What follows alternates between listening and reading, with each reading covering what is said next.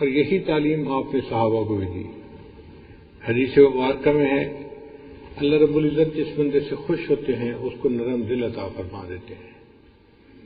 بعض لوگ ہوتے ہیں نرم دل، وہ کسی کی تکلیف برداشت نہیں کر سکتے، اس کو دیکھ نہیں سکتے، اور کچھ لوگ سنگ دل ہوتے ہیں۔ سنگ دل سے کیا مراد؟ پتھر دل، ان کو دوسرے کی تکلیف کا احساس نہیں ہوتا۔ ایسے بے حس قسم کے لوگ اللہ کی نظر میں انسان نہیں ہوتے، وہ حیوان ہیں۔ جس کے دل میں احساس کرنے والا، جس کے سینے میں دل ہو، وہ انسان ہے۔ دوسرے کے ساتھ ہمدردی کرے، خیرخواہی کرے، بھلا کرے، دوسرے کے غم کو غم سمجھے، دوسرے کی تکلیف کو تکلیف محسوس کرے، وہ صحیح معنوں میں انسان ہے، اس کے اندر انسانیت ہے۔ چنانچہ ایک صحابی سفر پہ جا رہے تھے، انہوں نے ایک درخت کے اوپر گھونسلہ دیکھا جس میں چھوٹے چھوٹے بچے تھے چڑیا کے، وہ بڑے رنگ برنگ تھے، خوبصورت تھے۔ چڑیا کہیں دانا چگنے کے لیے گئی ہوئی تھی، بچے اکیلے تھے، انہوں نے بچے اٹھا لیے۔ تھوڑی دور آگے چلے تو پیچھے چڑیا بھی آ گئی۔ اب وہ چڑیا ان کے سر کے اوپر اڑتی رہی، چکر لگاتی رہی۔ وہ صحابی نہیں سمجھے کہ یہ چڑیا چاہتی کیا ہے۔ تھوڑی دیر کے بعد چڑیا ان کے کندھے پہ آ کے بیٹھ گئی۔ اس صحابی نے چڑیا کو بھی پکڑ لیا۔ اب سب کو لے کے وہ نبی علیہ السلام کی خدمت میں حاضر ہوئے۔ صحابہ کرام کی ایک خوبصورت عادت یہ تھی کہ جب کوئی نئی بات پیش آتی تو وہ اللہ کے حبیب صلی اللہ علیہ وسلم سے پوچھا کرتے تھے کہ اللہ کے حبیب صلی اللہ علیہ وسلم یہ کیا معاملہ ہے؟ تو اس صحابی نے بھی نبی علیہ السلام سے پوچھا۔ پھر اللہ کے محبوب صلی اللہ علیہ وسلم نے اسے سمجھایا کہ دیکھو یہ ماں تھی، اس کو بچوں سے پیار ہے۔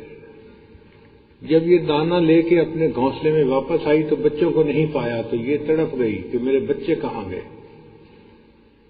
اب ان کو ڈھونڈنے کے لیے جب نکلی تو تمہارے ہاتھ میں سے بچوں کو دیکھا، تمہارے سر پہ چکر لگاتی رہی اور تم سے فریاد کرتی رہی کہ میرے بچوں کو مجھ سے جدا نہ کرو، تم نہیں سمجھے۔ تو کچھ دیر کے بعد اس چڑیا نے خود اپنے آپ کو گرفتاری کے لیے پیش کر دیا کہ پکڑنا ہی ہے تو بچوں کے ساتھ مجھے بھی پکڑ لو، میں گرفتار تو ہو جاؤں گی، اپنے بچوں کے تو ساتھ رہوں گی نا۔ تو فرمایا کہ دیکھو یہ ننھی سی جان ہے اور اس کے اندر بھی بچوں کی ایسی محبت ہے، مامتا ہے، اس لیے تم ان ماں بچوں کو تکلیف نہ دو، جس گھونسلے سے تم لے کے آئے ہو اسی گھونسلے میں ان کو واپس پہنچا کے آؤ۔ تو صحابی نے نبی علیہ السلام سے پوچھا، اے اللہ کے وسلم جانوروں پر ترس کھانے میں بھی ہمیں ثواب ملے گا؟ تو نبی علیہ السلام نے فرمایا ہاں، ہر گیلے جگر کے لیے۔ ہر گیلا جگر سے کیا مراد؟ جو زندہ ہے، جس کے سینے میں دھڑکتا ہوا دل ہے، اس کے اوپر تم ترس کھاؤ گے تو اس پر تمہیں ثواب ملے گا، چاہے انسان ہو چاہے جانور ہو، چاہے مسلمان ہو چاہے کافر ہو۔ لیکن اگر جاندار ہے تم اس کے اوپر ترس کھاؤ گے تو اس کے بدلے اللہ تعالیٰ تمہیں اجر عطا فرمائیں گے۔ اسی حدیث مبارکہ میں ہے من لا یرحم لا یرحم، جو دوسروں پر رحم نہیں کرتا اللہ تعالیٰ اس بندے کے اوپر رحم نہیں فرماتے۔ جو بے رحم انسان ہوتا ہے اللہ تعالیٰ اس کے ساتھ سختی کا معاملہ فرمائیں گے۔ حدیث مبارکہ میں نبی علیہ السلام نے ارشاد فرمایا الراحمون یرحمہم الرحمن، کہ جو رحم کرنے والے لوگ ہوتے ہیں ان پر رحمان رحم فرماتا ہے۔ ارحموا من فی الارض، تم زمین والوں پر رحم کرو، یرحمکم من فی السماء، آسمان والا تم پر رحم کرے گا۔ تم زمین والوں پر رحم کرو، آسمان والا تم پر رحم کرے گا۔ اور ایک حدیث پاک میں نبی علیہ السلام نے فرمایا لا تنزع الرحمت الا من شقی، کہ رحمت جدا نہیں ہوتی مگر اس شخص سے جو بدبخت ہوتا ہے۔ جو بدبخت انسان ہوتا ہے اس کے دل سے رحمت نکل جاتی ہے، ورنہ بندے کے دل سے رحمت نہیں نکلتی۔ جو اچھا انسان ہو، نیک بخت ہو، اس کے دل میں ضرور رحمت ہوتی ہے، وہ دوسروں کے ساتھ خیر کا معاملہ کرتا ہے۔ اسی لیے کمزور کے ساتھ انسان کو ہمدردی ہونی چاہیے، بوڑھے کے ساتھ ہمدردی ہونی چاہیے۔ نبی علیہ السلام نے ارشاد فرمایا فَإِنَّمَا تُرْزَقُونَ وَتُنْصَرُونَ بِضُعَفَائِكُمْ، کہ تمہیں اللہ تعالیٰ رزق عطا فرماتا ہے اور تمہاری مدد کرتا ہے تمہارے کمزوروں کی وجہ سے، بچوں کی وجہ سے اور بوڑھوں کی وجہ سے ہمیں رزق دیا جاتا ہے۔ اگر جوانوں کی پرکھ کا معاملہ ہوتا تو ہمارے کام ایسے ہیں کہ اللہ تعالیٰ ہمیں پینے کو ایک گھونٹ پانی نہ دیتے۔ جو کچھ مل رہا ہے یہ کمزوروں کی وجہ سے، عورتوں کی وجہ سے، بچوں کی وجہ سے، یا بوڑھوں کی وجہ سے، یا بیماروں کی وجہ سے مل رہا ہوتا ہے۔ اس لیے بندے کو چاہیے کہ گھر کے چھوٹوں کے اوپر رحم کرے، عورتوں کے ساتھ نرمی کا معاملہ کرے، بچوں پر رحم کرے، ان کے ساتھ شفقت کرے، محبت دے ان کو۔ بعض ماں باپ دیکھے ہیں کہ بچوں کے ساتھ بہت زیادہ سختی کرتے ہیں، یہ اچھی چیز نہیں ہوتی۔ محبت پیار سے بچوں کو جیسے ڈھال لیا جائے وہ بچے ڈھل جاتے ہیں، سختی سے بچے الٹا بگڑ جاتے ہیں، نافرمان بن جاتے ہیں، ماں باپ کے کنٹرول سے بھی نکل جاتے ہیں اور دین سے بھی دور ہو جاتے ہیں۔ تو سختی برائے سختی اچھی چیز نہیں ہوتی، نرمی زیادہ بہتر ہے۔ حدیث مبارکہ سن لیجئے کہ صحابی کہتے ہیں ما رأیت احدا کان ارحم بالعیال من رسول اللہ صلی اللہ علیہ وسلم، میں نے نبی علیہ الصلوۃ والسلام سے زیادہ بڑھ کر اپنے گھر والوں کے لیے رحم کرنے والا اور کوئی بندہ نہیں دیکھا۔ نبی علیہ الصلوۃ والسلام سب سے زیادہ اپنے اہل خانہ پر مہربان تھے، عورتوں پر بھی، بچوں پر بھی، گھر کے ہر فرد کے اوپر مہربان تھے۔ شریعت نے سختی کی اجازت دی ہے، مگر اس وقت جب معاملہ حد سے بڑھنے لگے اس وقت سختی کی اجازت دی ہے، ورنہ عام حالات میں محبت پیار سے انسان اپنے گھر کے معاملات کو سلجھائے تو بات سلجھ جاتی ہے۔ نبی علیہ السلام دوسرے کا اتنا خیال رکھتے تھے کہ حدیث پاک میں ہے، نبی علیہ السلام نماز پڑھا رہے تھے، عورتوں کے پیچھے کی جہاں مردوں کی صفیں ختم ہوتی تھیں اس سے پیچھے عورتوں کا حصہ تھا، باب النساء تھا وہاں پہ، تو وہاں سے کسی بچے کے رونے کی آواز آئی تو نبی علیہ الصلوۃ والسلام نے نماز کو مختصر کر دیا، اور پھر بعد میں نبی علیہ السلام نے فرمایا کہ میرا دل چاہتا تھا کہ میں نماز لمبی پڑھوں، مگر چونکہ ایک بچہ رو رہا تھا، اس بچے کے رونے پر اس کی ماں کا دل دکھ رہا ہوگا، اس لیے میں نے نماز کو مختصر کر دیا۔ تو رحمت للعالمین جو امام الانبیاء ہے، جو رب کریم کے محبوب ہیں، وہ نماز کو لمبا کرنا چاہتے ہیں مگر ایک بچے کے رونے کی وجہ سے نماز کو مختصر کر دیتے ہیں۔ تو ہمیں اپنے بچوں کے اوپر کیوں مہربانی نہیں کرنی چاہیے؟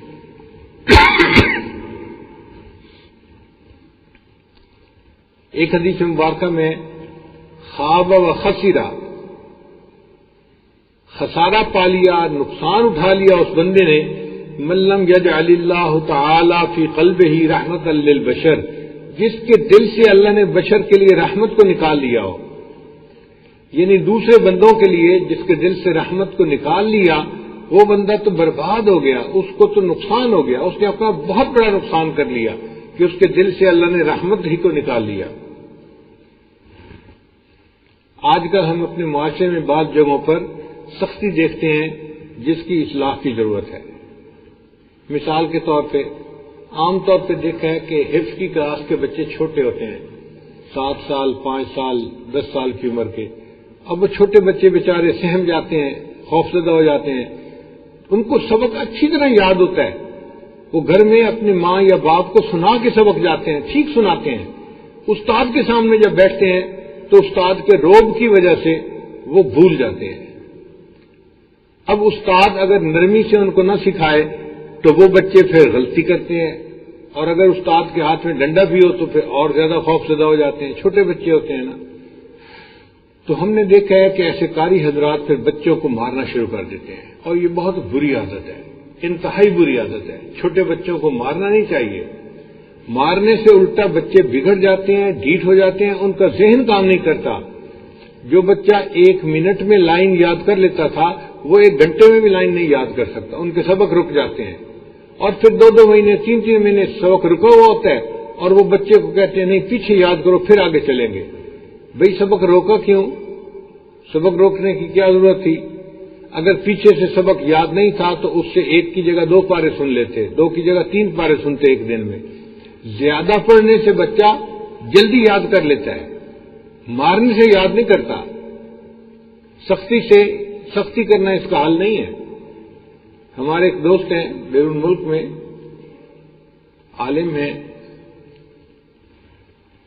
ڈاکٹر بھی ہیں، ان کی بیوی بھی عالمہ ہے۔ انہوں نے اپنے بچے کو قرآن پاک کا حافظ بنانا شروع کیا۔ اب بچے نے 6-7 پارے یاد کر لیے، پھر بچے کو پیچھے پاروں میں غلطیاں آنے لگ گئیں، تو ان کے استاد صاحب نے اس کا سبق بند کر دیا کہ پیچھے یاد کرو پہلے، بعد میں تمہیں سبق دیں گے۔ اب جب کئی دن بچے کو سبق نہ ملا تو اس کا انٹرسٹ لیول جو تھا وہ نیچے آتا گیا، اس کو یاد کرنے سے کوئی مزہ ہی نہ رہا۔ اب استاد نے سختی کرنی شروع کر دی، کبھی اس کے کان کھینچے، کبھی اس کو سب کے سامنے ڈانٹا۔ اب ان ملکوں میں مار تو نہیں سکتے مگر ڈانٹ ڈپٹ تو کر ہی سکتے ہیں نا، تو انہوں نے کرنی شروع کر دی، تو بچہ بے دل ہو گیا۔ جب لوگوں کے سامنے، پوری کلاس کے سامنے بچے کو ذلیل اور رسوا کیا جاتا تو بچے نے کہا کہ امی میں نے قاری صاحب کے پاس نہیں جانا۔ اب وہ پریشان ہوئے کہ ہم بچے کو کیسے حافظ بنائیں۔ میاں بیوی نے آپس میں مشورہ کیا تو ماں نے کہا کہ کوئی بات نہیں، میں عالمہ ہوں، میں اپنے بچے کو گھر میں یاد کروا لیتی ہوں۔ انہوں نے بچے کو گھر میں یاد کروانا شروع کر دیا۔ اب جب بچے کو گھر میں یاد کروانا شروع کیا تو ماں تو پھر ماں ہوتی ہے، بچہ اتنا اس کی وہ اتنا روب میں نہیں آتا۔ مائیں اللہ میاں کی گائیں، وہی ہوتا ہے معاملہ۔ تو اب کیا ہوا کہ بچے نے ماں کو بھی سبق سنانا ہوتا تو وہ یاد نہ کرتا، اور جب یاد نہ کرے تو غلطیاں آتی ہیں۔ اب جب غلطیاں آنے لگی تو ماں نے بھی ڈانٹنا شروع کر دیا۔ 1 مہینے تک وہ اپنی امی سے ڈانٹ کھاتا رہا۔ 1 مہینے کے بعد اس نے کہہ دیا کہ میں نے امی سے بھی نہیں پڑھنا۔ پھر باپ نے کہا کوئی بات نہیں، میں اس کو سنبھال لوں گا، مجھ سے ڈرتا بھی ہے، یاد بھی کرے گا سبق۔ تو باپ نے کہا میں آپ کو یاد کرواؤں گا۔ اس نے باپ کو چند دن تو ٹھیک سنایا، مگر پھر غلطی آ جاتی ہے۔ غلطی آنے لگی تو والد نے بھی ڈانٹنا شروع کر دیا۔ اب وہ کہے کہ مجھے سبھی ڈانٹتے ہیں، استاد بھی ڈانٹتا تھا، ماں بھی ڈانٹتی ہے، ابو بھی ڈانٹتا ہے۔ وہ کہے تیری غلطی آتی ہے۔ بچہ کہ ابو اگر ایک غلطی پہ آپ اتنا ڈانٹتے ہیں تو جو میں کئی رکوع بغیر غلطی کے سناتا ہوں تو مجھے اتنے اپریشیٹ بھی تو کرے نا، وہ تو آپ کرتے نہیں ہیں، ڈانٹ اب بس۔ حتیٰ کہ ایک دن بچے نے کہہ دیا نہیں میں حافظ بن ہی نہیں سکتا، میں حافظ نہیں بنتا۔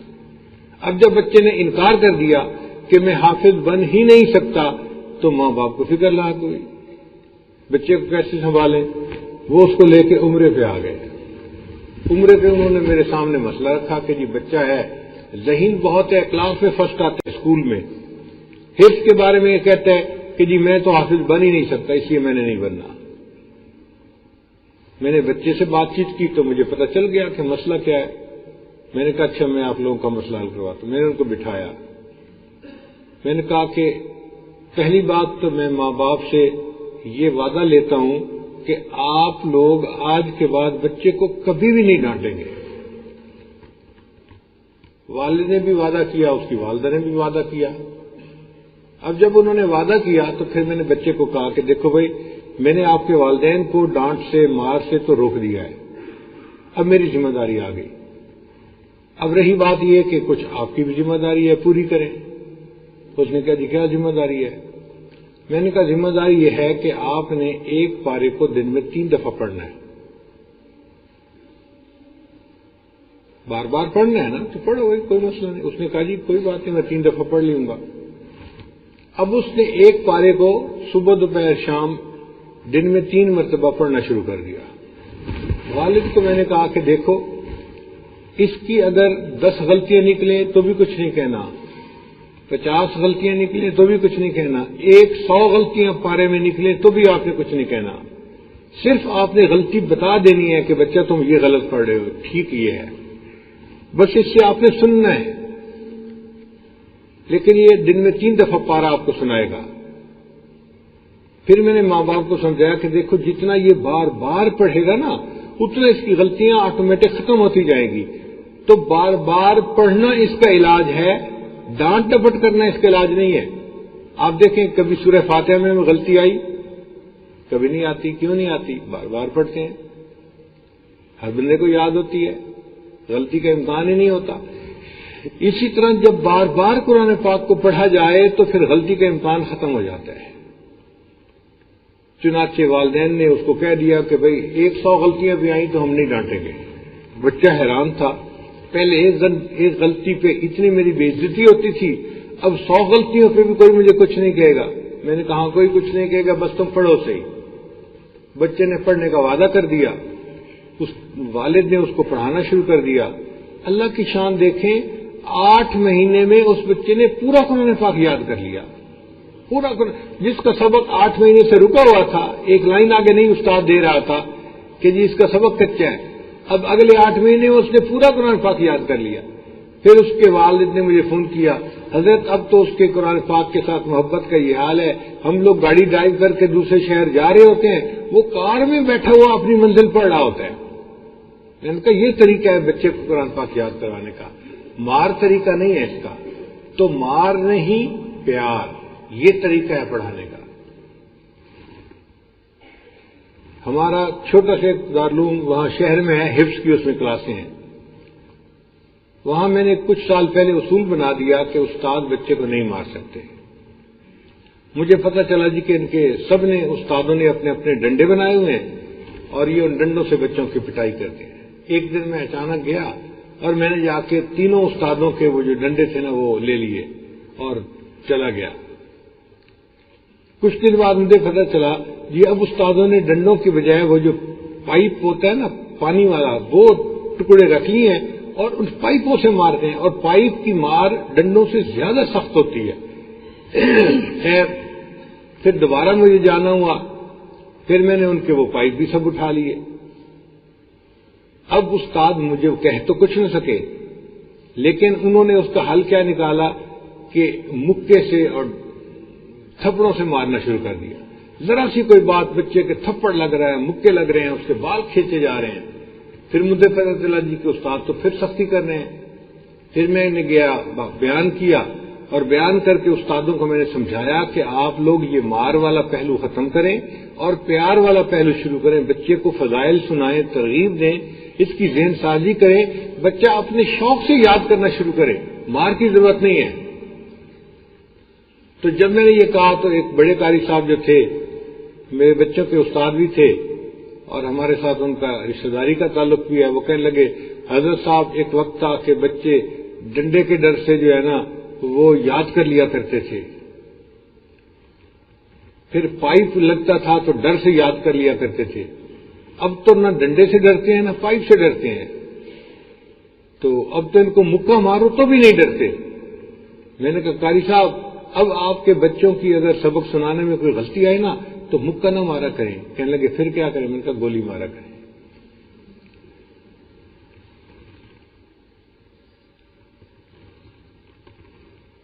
پھر میں نے کہا کہ قاری صاحب یہ بچہ غلطی کر گیا ہے جو مدرسے میں آ گیا ہے؟ کہتے نہیں. میں نے کہا یہ مجرم ہے جو مدرسے میں آیا بیٹھا ہے؟ کہتے نہیں. میں نے کہا اس بچے کا احسان ہے، چھوٹا ہے، ماں باپ کے کہنے پہ سمجھانے پہ یہ مدرسے میں آ گیا ہے تو ہم اس کو بچے کا احسان سمجھیں، اس کو سمجھائیں پیار سے. یہ نہیں ہے کہ اس کو اب مارنا شروع کر دیں. ماریں گے تو اس کا دل اچاٹ ہو جائے گا. مار مجرموں کے لیے ہوتی ہے، مخلصوں کے لیے نہیں ہوتی. یہ مخلص بچہ ہے، یہ چھوٹی عمر کا ہے، معصوم ہے، اس کو کیوں مارتے ہیں آپ؟ تو جی ڈنڈا پیرے بگڑیا تگڑیا دا. میں نے کہا بگڑے تگڑیا دا ہے؟ یہ ابھی تو چھوٹا بچہ ہے 4-5 سال کا، یہ کیا بگڑا تگڑا ہے؟ اس میں تو کوئی بگاڑ نہیں آیا ابھی. پھر جب ان کو سمجھایا تو ان کو بات سمجھ میں آئی کہ ہاں ہمیں بچوں کو مارنا نہیں چاہیے بلکہ پیار سے پڑھانا چاہیے. تو بہت سارے لوگ قاری ہوتے ہیں اور آج کے دور میں بہت سارے قہاری ہوتے ہیں. وہ بیچارے قاری نہیں رہتے، وہ قہاری بن جاتے ہیں. ذرا سی بات پہ بس ڈنڈے برس رہے ہیں، مار رہے ہیں، تھپڑ مار رہے ہیں، مکے مار رہے ہیں. یہ کوئی طریقہ نہیں ہے پڑھانے کا. ایسا بندہ استاد بننے کے ہی قابل نہیں ہے جو بچوں کو سمجھا نہیں سکتا، جو بچے کو پیار سے نہیں پڑھا سکتا۔ تو نبی اسلام نے ارشاد فرمایا کہ برباد ہو گیا وہ اور خسارہ پا گیا وہ جس کے دل سے اللہ نے بشر کے لیے رحمت کو نکال لیا ہے۔ ایک ایکسٹریم ہے ہماری ذرا ذرا سی بات پہ ڈنڈا، اور ایک ایکسٹریم ہے ویسٹ والوں کی، مغرب کی، انہوں نے بالکل بند کر دی ہے مار۔ ان کے ملکوں میں کوئی استاد شاگرد کو مار ہی نہیں سکتا کہ جو مرضی ہو۔ وہ بھی ایک ایکسٹریم ہے اور یہ بھی ایک ایکسٹریم ہے۔ وہاں بچے استادوں کو بہت تنگ کرتے ہیں، بہت تذلیل کر دیتے ہیں، لیکن وہ بچوں کو مارتے نہیں ہیں۔ عجیب بات ہے، منع ہے، قانوناً منع ہے۔ کوئی بچے کو ہاتھ لگائے استاد اس کو فوراً جیل میں بھیج دیا جاتا ہے۔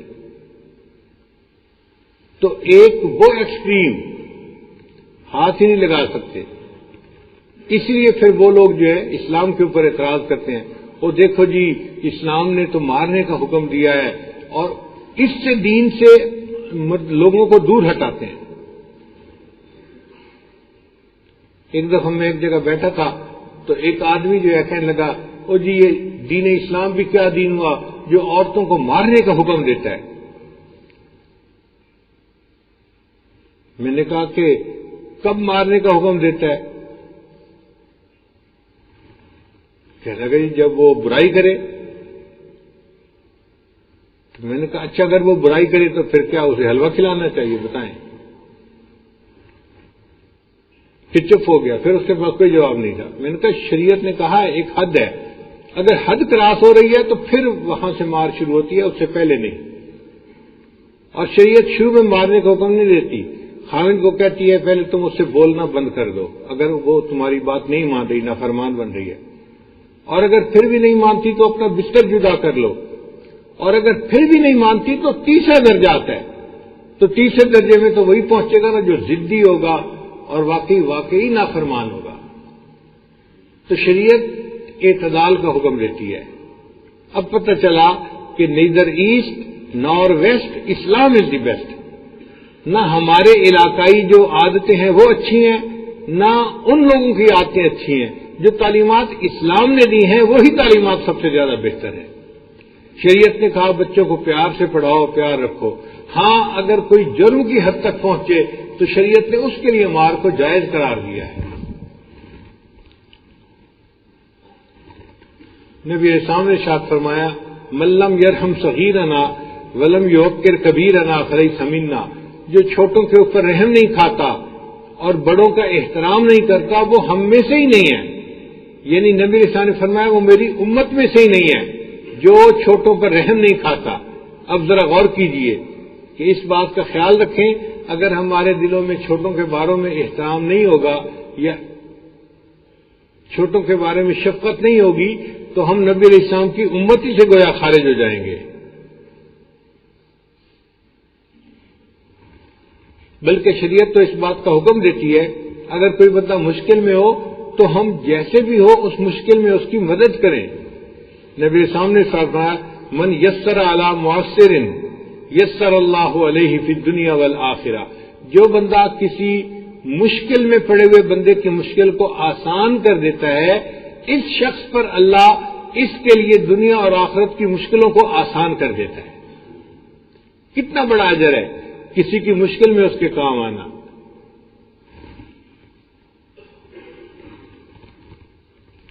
نبی اسلام نے ارشاد فرمایا جو کوئی اپنے بھائی کی حاجت پوری کرنے کے لیے اس کے ساتھ چلا، یہ نہیں ہے کہ اس کا کام کروا دیا، نہیں، کام ہو یا نہ ہو یہ الگ بات ہے، جو اپنے بھائی کی حاجت براری کے لیے اس کے ساتھ چلا ہے، اس کی مدد کے لیے چلا، اس کو میری مسجد میں 2 سال اعتکاف کرنے کا اللہ تعالیٰ ثواب عطا فرمائیں گے۔ مسجد نبوی میں 2 سال اعتکاف کرنے کا ثواب ملے گا جو اپنے بھائی کی حاجت براری کے لیے اس کے ساتھ چلے گا۔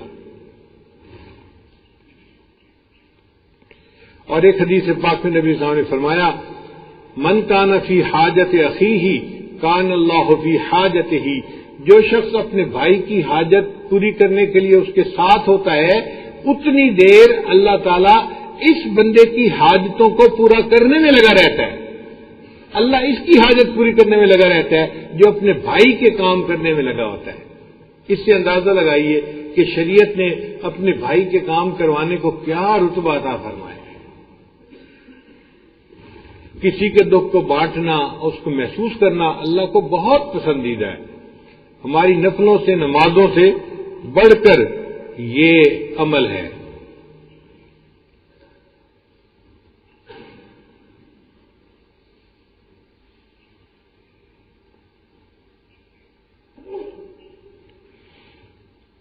بخارا کا ایک حاکم تھا، گورنر تھا، جو بہت سخت گیر تھا.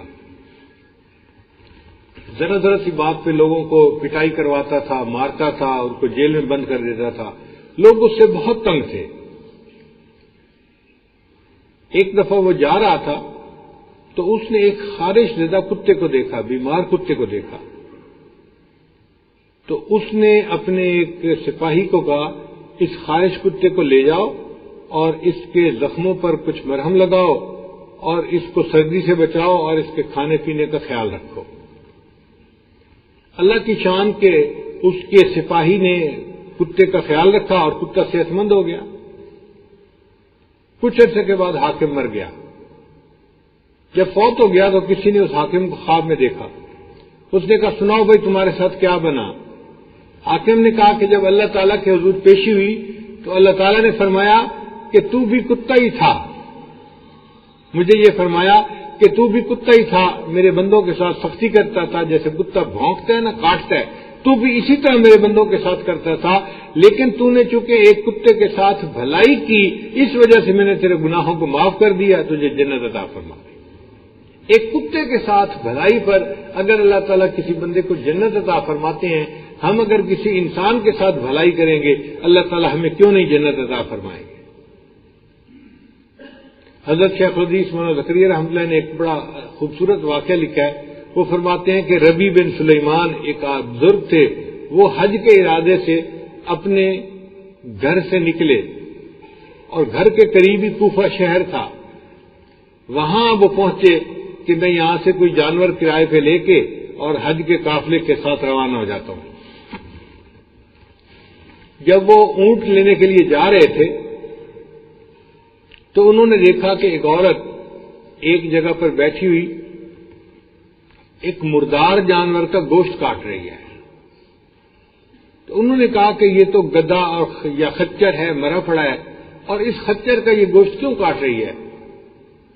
تو وہ کہتے ہیں کہ میرے دل میں خیال آیا کہ پتہ نہیں یہ عورت ایسی نہ ہو کہ جو یہ گوشت پکا کے لوگوں کو کھلا دے. تو یہ تو مردار کا گوشت ہے اور مردار کا گوشت کھانا تو کسی مذہب میں بھی جائز نہیں ہے. تو میں ذرا پتہ تو کروں. وہ عورت اس گوشت کو لے کر چلی اور ایک گھر کے اندر داخل ہو گئی.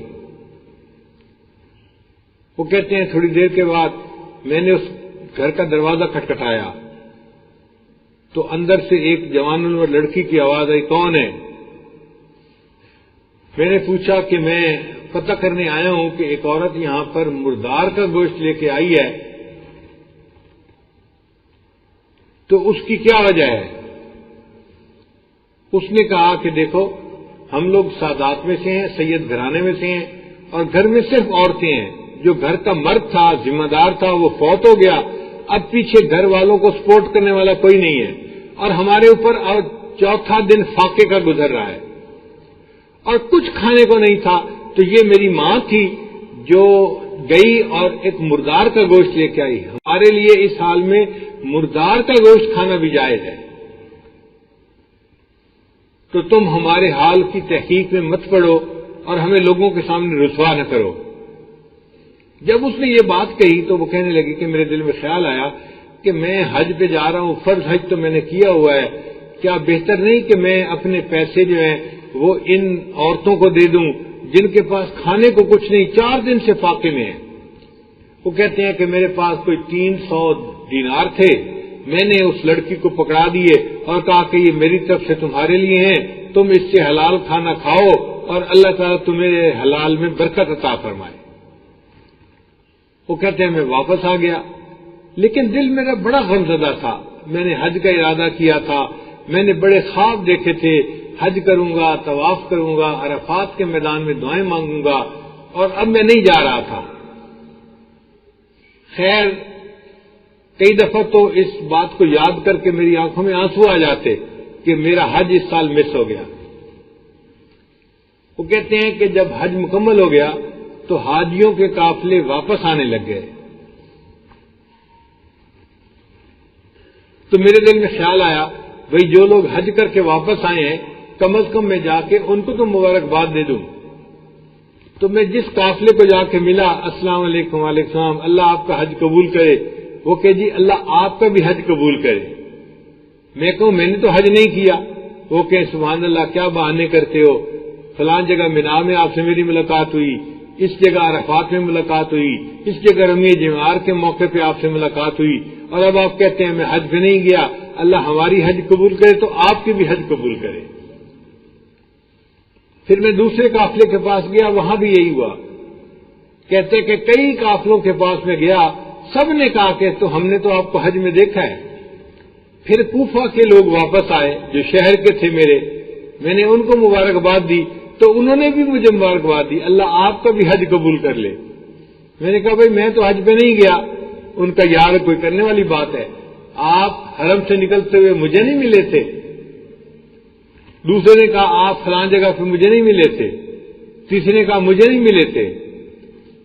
پھر ایک بندہ آ گیا اور اس نے آ کے مجھے ایک تھیلا دیا۔ اس نے کہا بھئی آپ نے مجھے مینا میں تھیلا پکڑایا تھا کہ یہ تھیلا رکھ لو، میں آپ سے لے لوں گا، پھر اس کے بعد آپ ملے ہی نہیں تو میاں اپنا تھیلا واپس لے لو۔ کہتے میں حیران کہ میں نے تو تھیلا نہیں دیا تھا، حج پہ بھی نہیں گیا، تھیلا میں لے کے آ گیا، اور میں آ کے بڑا غمزدہ تھا اور میں آ کے سو گیا، حیران بھی بڑا تھا لوگ کیسے مجھے حج کی مبارکباد دیتے ہیں۔ کہتے ہیں جب میں خواب میں سویا تو مجھے خواب میں نبی علیہ السلام کی زیارت نصیب ہوئی۔ اللہ کے حبیب صلی اللہ علیہ وسلم نے فرمایا کہ تم نے میری اولاد میں سے کچھ خواتین تھیں جن کے اوپر رحم کیا اور اپنے حج کا خرچہ ان کو دے دیا، تو میں نے اللہ کے حضور دعا کی تھی اللہ اس کی طرف سے ایک فرشتے کو حج کے لیے قیامت تک کے لیے متعین فرما دے۔ اب اس فرشتے نے تیری طرف سے حج کیا تھا، جو لوگ کہتے ہیں انہوں نے تمہیں دیکھا تو انہوں نے غلط نہیں دیکھا، وہ بالکل تمہاری ہم شکل فرشتہ تھا جس نے حج کیا، اور وہ قیامت تک حج کرتا رہے گا تمہاری طرف سے۔ اور تم کیوں نہیں مانتے کہ تم نے حج کیا؟ تمہیں اتنے لوگوں سے ہم نے تصدیق کروائی ہے، اور میں بھی تصدیق کر رہا ہوں کہ فرشتے نے تمہاری طرف سے حج کیا ہے۔ تو اگر انسان دوسرے کے دکھ درد میں شریک ہوتا ہے تو اللہ تعالیٰ نفلی عبادتوں سے بڑھ کر اس کو اجر اور ثواب عطا فرماتے ہیں۔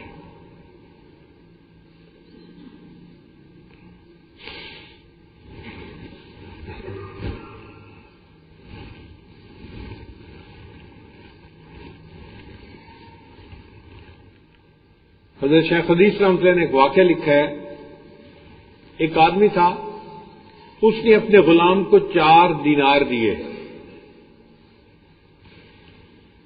اور کہا کہ بازار سے فلاں چیز لے کے آؤ۔ اب یہ غلام 4 دینار لے کر وہ چیز لینے کے لیے چلا۔ آگے اس نے عجیب منظر دیکھا، ایک فقیر تھا جو سوال کر رہا تھا کہ مجھے کچھ دے دو دے دو دے دو، تو اس نے کسی اللہ والے سے سوال کیا کہ مجھے کچھ دے دو، اور ان کے پاس تھا کچھ نہیں، مگر وہ اللہ والے بڑے خدا ترس تھے۔ وہ اس فقیر کے پاس کھڑے ہو گئے اور وہ لوگوں کو کہہ رہے تھے جو اس فقیر کو جتنے درہم دے گا میں اس کے لیے اتنی دعائیں اللہ کے سامنے کروں گا۔ تو وہ غلام نے ایک عجیب سا منظر دیکھا کہ ایک بزرگ سا آدمی ہے اور کہتا ہے بھئی جو اس غلام کو جتنے دینار دے گا میں اس کے لیے اتنی دعائیں اللہ رب العزت کے سامنے کروں گا۔ تو اس کے دل میں خیال آیا چلو میں بھی دینار اس کو دے دیتا ہوں اور دعائیں کروا لیتا ہوں۔ چنانچہ اس نے 1 دینار اس کو دیا اور ان کو کہا جی میرے لیے دعا کرو کہ میرا مالک مجھے آزاد کر دے، میں غلام ہوں۔ انہوں نے دعا کر دی اللہ اس کا مالک اس کو آزاد کر دے۔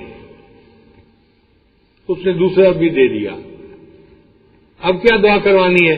اور جی دعا کرو کہ اللہ تعالیٰ مجھے ان 4 دینار کا بدلہ دے دے۔ انہوں نے وہ بھی دعا کر دی. اس نے تیسرا دینار دے دیا. اب کیا دعا کروانی ہے؟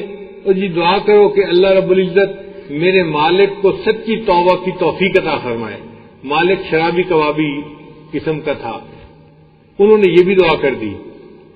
تو اس نے چوتھا دینار بھی دے دیا اس فقیر کو. ان کا بھائی چوتھی دعا کیا کروانی ہے؟ اور جی چوتھی دعا یہ کریں اللہ میری اور میرے مالک دونوں کے گناہوں کی مغفرت فرما دے. اس اللہ والے نے چوتھی دعا بھی کر دی. اب اس غلام نے 4 دینار تو ان کو دے دیے. یہ گھر واپس آیا. مالک انتظار میں تھا.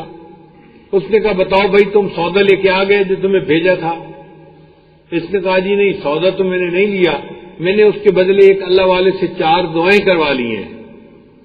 غلام ڈر رہا تھا کہ مجھے ڈانٹ پڑے گی, مگر اللہ کی شان کہ وہ مالک جو تھا وہ غصے میں نہیں آیا. اور اس نے اس سے کہا اچھا بتاؤ بھائی کیا تم نے دعائیں کروائیں؟ اور جی میں نے پہلی دعا تو یہ کروائی کہ میرا مالک مجھے آزاد کر دے. مالک مسکرایا اور کہتے ہیں اچھا چلو میں نے تمہیں آزاد کر دیا. پہلی دعا قبول ہو گئی. دوسری دعا کیا کروائی تھی؟ اور جی میں نے دوسری دعا کروائی تھی کہ ان 4 دینار کا مجھے اللہ تعالیٰ بدلہ دے دے. مالک نے جیب میں ہاتھ ڈالے, اس کے جیب میں 400 دینار تھے. اس نے 400 دینار دے دیے, لو تمہیں اس کا بھی بدلہ مل گیا. تیسری دعا کیا کروائی تھی؟ اور جی میں نے دعا کی تھی کہ میرا مالک گناہوں سے سچی توبہ کر لے. مالک نے کہا اچھا میں اللہ کو حاضر ناظر جان کے وعدہ کرتا ہوں کہ آج میں نے شراب سے سچی توبہ کر لی. اچھا چوتھی دعا کیا کروائی تھی؟ اس نے کہا جی چوتھی دعا یہ کروائی تھی اللہ میری اور میرے مالک دونوں کے گناہوں کی مغفرت فرما دے. یہ سن کے مالک کہنے لگا بھئی یہ تو میرے اختیار میں نہیں ہے, یہ تو اللہ کے اختیار میں ہے, تو میں تو نہیں کچھ کر سکتا. بات آئی گئی ہو گئی. کہتے ہیں کہ وہ مالک جب رات کو سویا اس نے خواب دیکھا, کوئی کہنے والا اسے کہہ رہا تھا اے بندے جب تم نے وہ کر دیا جو تو کر سکتا تھا تو کیا تو یہ سمجھتا ہے ہم وہ نہیں کریں گے جو ہم کر سکتے ہیں؟ ہم نے تیری اور تیرے مالک دونوں کی مغفرت فرما دی.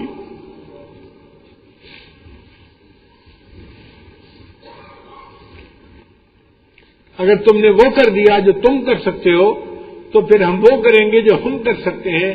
ہم نے تمہاری اور تمہارے مالک دونوں کے گناہوں کی مغفرت فرما دی.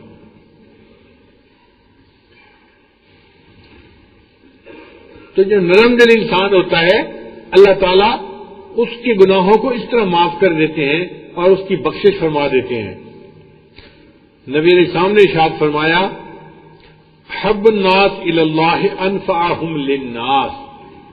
اللہ تعالیٰ کو انسانوں میں سب سے زیادہ پسندیدہ وہ انسان ہے جو دوسرے انسانوں کے لیے زیادہ فائدے مند ہے.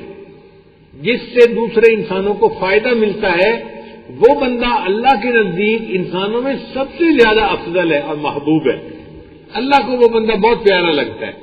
تو ہماری کوشش ہو گھر کے لوگوں کو فائدہ پہنچائیں, اپنے رشتے داروں کو فائدہ پہنچائیں, پڑوسی کو پہنچائیں, جس ماحول میں رہتے ہیں ہر بندے کا فائدہ, چھوٹے کا فائدہ, بڑے کا فائدہ, اپنے کا فائدہ, پرائے کا فائدہ, ہر ایک کا فائدہ سوچنے کی عادت بن جائے کہ ہماری ذات سے ہر بندے کو فائدہ مل جائے.